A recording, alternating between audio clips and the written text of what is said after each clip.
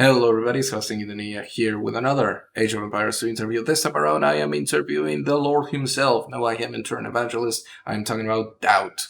So, I talked to him about him qualifying for the first time, because in previous events he has been invited directly into the game, as well as some other strategies and some other things that have been going through his mind as he plays the game. So, hope you enjoy. Here's the interview.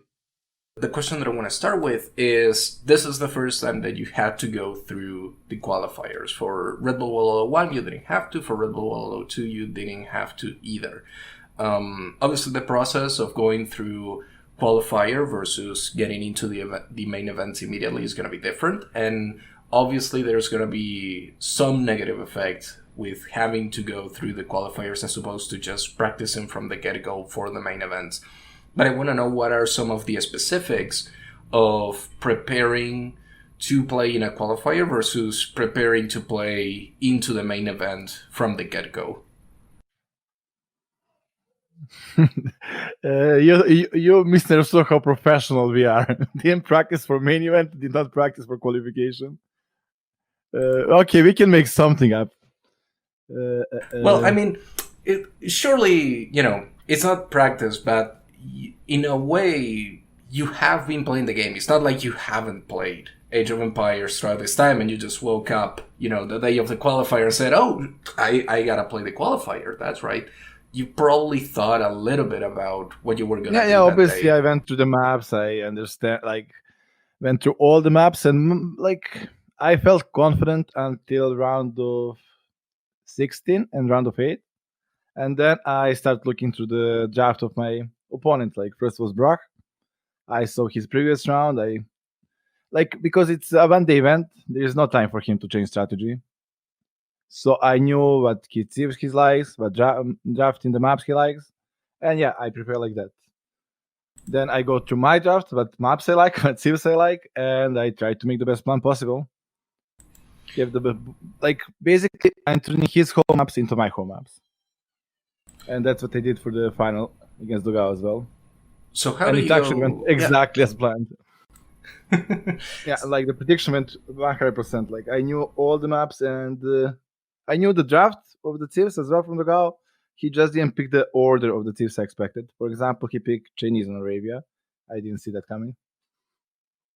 So how do you think through the process of doing that, of turning your opponent's home maps into your own home maps? Because I had a little bit of a chat the other day with Velez, who was talking about this idea that, for example, he was banning Eruption pretty much every time because he just didn't want to play it. He felt that it didn't fit his playstyle.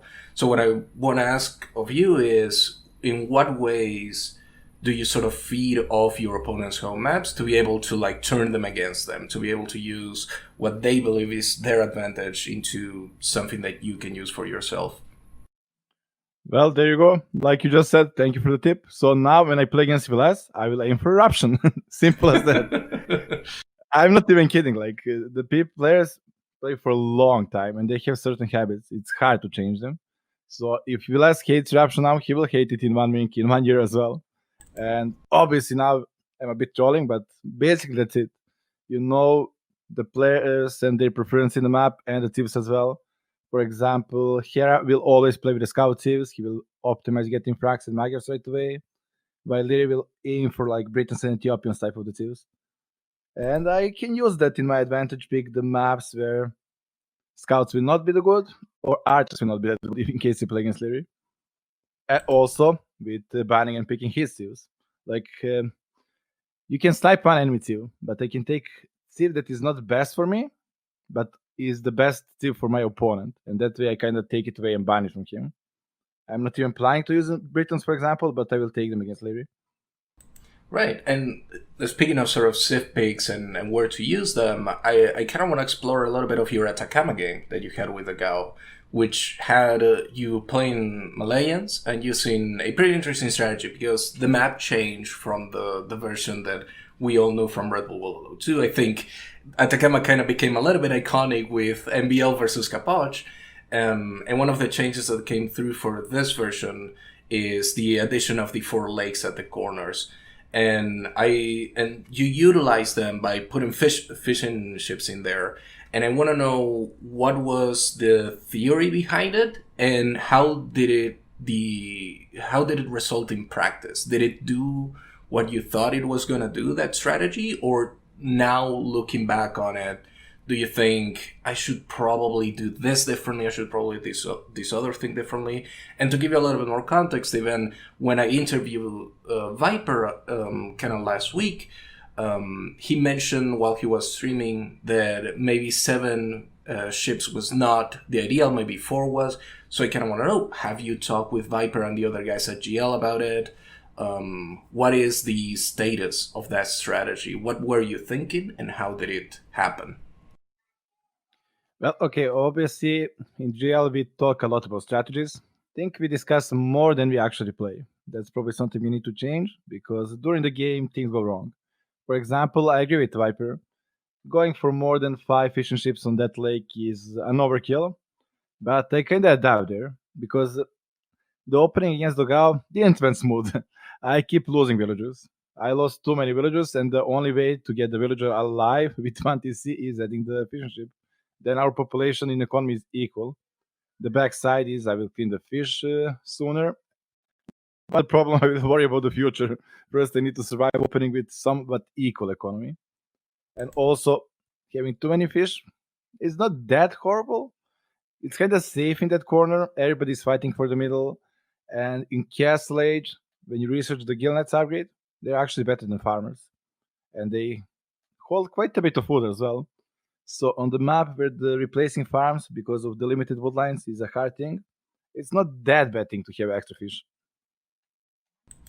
Nice. And I wanted to know, are there more strategies like that we saw in Atacama in your repertoire, or maybe in Gamer Legion's repertoire as a whole? Like, are we talking, was this Atacama thing maybe part of like a 5 sort of openings that you guys have? Or is there a whole book that you guys are drafting with ideas? Now, obviously, it's too early to know the meta. The map is brand new, and we only practice with each other. And in GL, we all have more or less the same style. In order to know the best meta, like the best way to play the map, we need to play with different type of the players. I am sure Lyria and Hera have a different approach to that map. Yo, Vivi as well. They will probably play more aggressive with the towers and not let the fishbone pay off.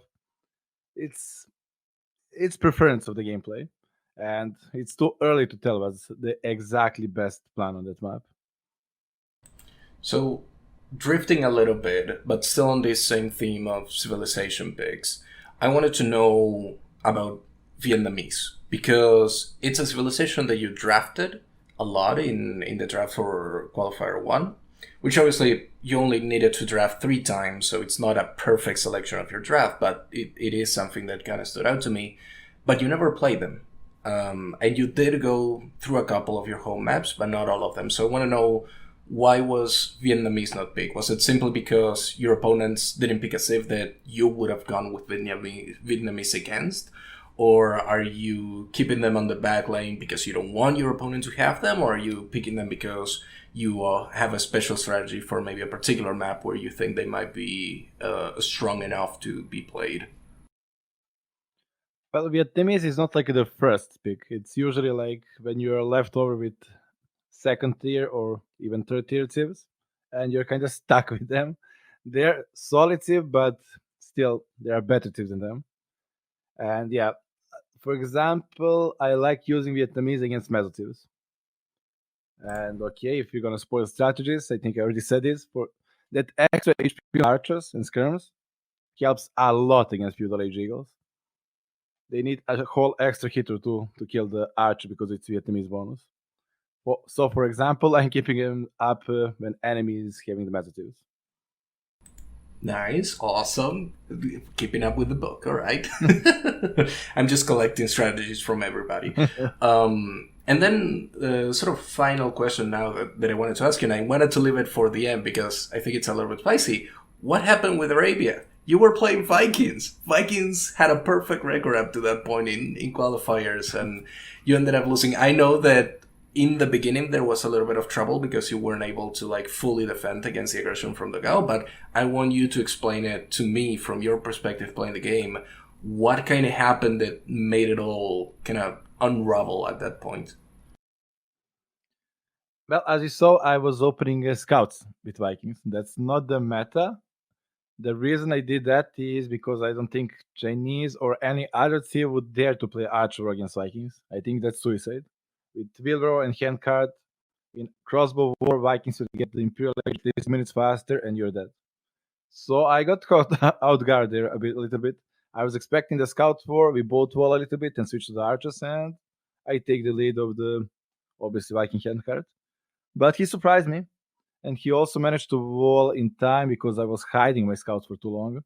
So the Emperor Wars is quite a fast game, and when you wait for a bit too long with your attack, you're starting to play a catch-up game. Suddenly he was in my economy and I had to follow him all the time and defend. He sniped the villager here and there, idle my economy, and the game was over at that point. Simply because of the scouting against archer opening and me not recognizing that he's going archers. Do you think that in that sense you learn something to go up against Vikings if you end up having to go up against that civilization in the future? Do you think that that sort of aggression that Dogao showed is something that you can take and practice with? No, well, it went that well because I opened scouts. If a Viking player open archers and Chinese open archers, they will have the same number of archers. I will not get any lead with that. It just the Viking economy will kick in eventually, and they will get faster to the Castle Age, faster to the Imperial Age, and win the game with those timings. So I think Vikings is still the best team. Nice. All right. Well, those are all of the questions that I have for you. DauT, thank you once again for taking the time to talk with me. No I really, problem. really appreciate it. But yeah, best of luck with groups. I didn't get to ask you about them because as we're talking, groups haven't been finalized yet. But I hope you don't get smothered up with some, highly dangerous players on the first few rounds. I like know my group. Nikov. You don't know the groups? Oh, I don't know the groups yet. Okay, I okay, asked I will Robo, but he said either today or tomorrow they were gonna be out. So, and this interview I is can going tell up you- on Friday. So if you have information, I want to know. It's not Nico. I can tell you just that. Ooh, I'm not allowed to okay. say anything, but not Nico. All right, loss avoided. Awesome. All right, thank you so much, though, again for your time, and have an excellent week, mate. No problem. You too, man, and see you around. All right, and that is all for this interview. As you probably already know, but I don't know, the group's coming out, and we now know that Nico is not part of those groups. So that's incredible information. I hope you have enjoyed the entire interview. If you did, you know exactly what to do. But other than that, that's all for me. Have an excellent day.